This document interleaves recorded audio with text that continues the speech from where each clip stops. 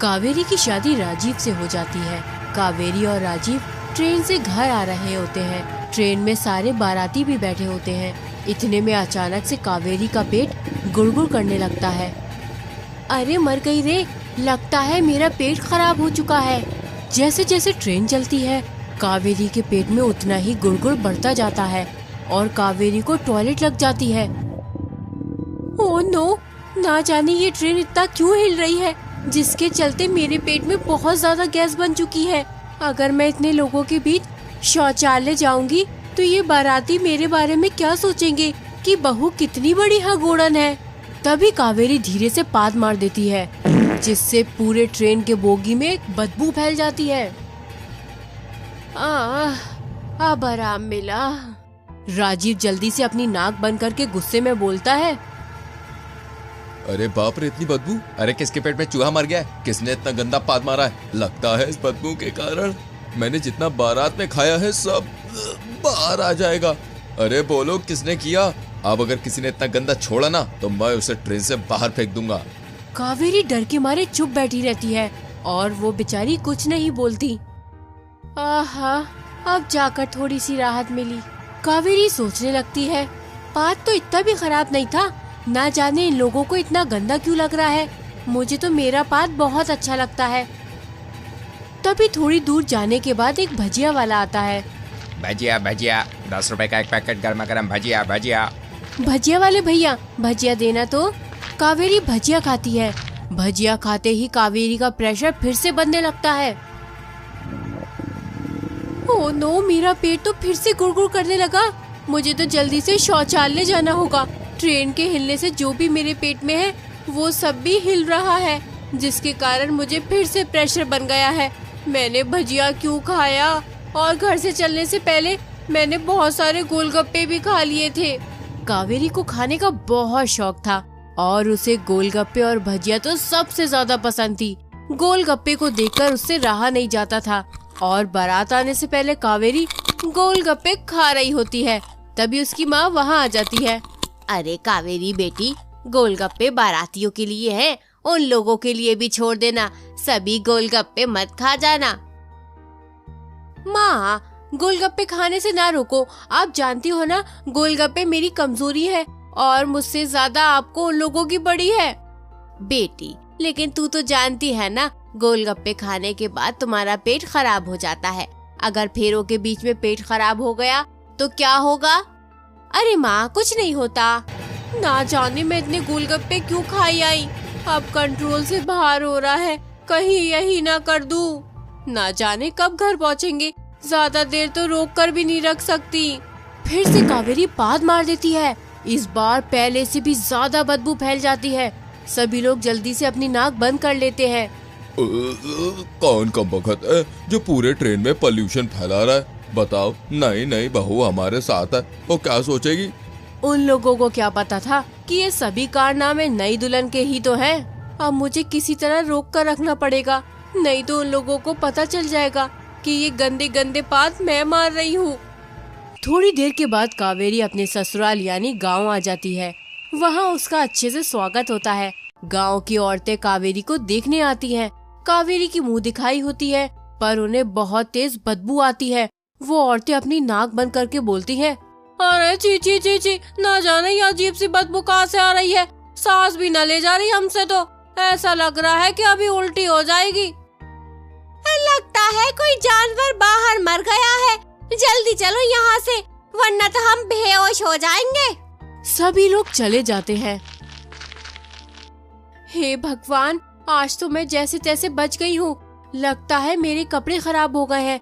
मैं जल्दी से अपना पेट साफ कर लेती हूँ, पर मैं इतनी रात को कहाँ जाऊँ हल्की होने। तभी वहाँ कावेरी की सास कुछ मिठाइयाँ लेकर आती है। अरे बहू, ये मिठाइयाँ खा लेना। सासू माँ, हल्का होने के लिए कहीं टॉयलेट नहीं है क्या? अरे बहू, ये गांव है, यहाँ हल्का होने के लिए तुम्हें पास के जंगल में जाना पड़ेगा। जंगल का नाम सुनते ही कावेरी की हालत खराब हो जाती है। माँ जी, जंगल में भूत चुड़ैल होती है, लोग वहाँ कैसे चले जाते हैं हल्का होने? अरे बहू, भूत चुड़ैल कुछ नहीं होता है। यहाँ जब तक खुले में ना जाओ तो सही से पेट साफ नहीं होता है। अगर तुम्हें चलना है तो चलो, बाहर जाकर हल्का हो जाओ। नहीं नहीं माँ जी, मैं तो हल्की ही हूँ। फिर कावेरी की सास वहाँ से चली जाती है। अब क्या करूँ, घर से बाहर कैसे जाऊँ हल्की होने? वहाँ कितने सारे सांप बिच्छू होंगे, उससे बढ़कर भूत चुड़ैल अगर सामने आ गया तो मेरा क्या होगा? कावेरी कुछ देर सोचती है, फिर एक पॉलिथीन निकालती है और उसी में शौच कर देती है। अब जाकर जान में जान आई। पेट तो हल्का हो गया, पर अब इस पोटली का क्या करूं? अगर इस समय फेंकने गई तो लोग क्या समझेंगे? नई नई बहू इतनी रात में क्या फेंकने आई है? तभी कावेरी को एक उपाय सूझता है।